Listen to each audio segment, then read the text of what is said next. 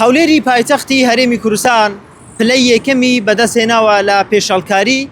لە هەڵمەتی هەڵبژاردننی خولی شەشەمی پەرلەمانی عێراقدا. تۆڕی شەمس کە تۆڕێکی چاودێریە بۆ هەڵبژاردننی خولی شەشەمی پەرلەمانی عێراق لەگەڵ 6 تۆڕی تر هاوپەیمانەتیەکیان دروست کردووە و چاودێری پرۆسەی هەڵبژاردننی خولی شەشەمی پەرلەمانی عێراق دەکەن. لە سەرەتای هەڵمەتی هەڵبژاردن تاوەکو 15 مانگ بە پێی چاودێری تۆڕی شەمس و ئەو تۆڕانەی کە چاودێری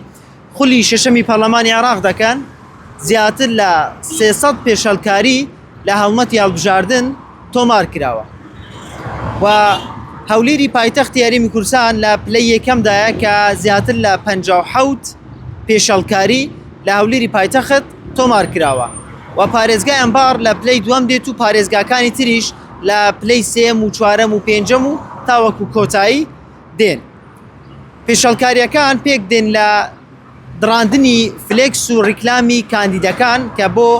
خولی شەشەمی پەرلەمانی عێراق بانگەشەی خۆیان دەکەن و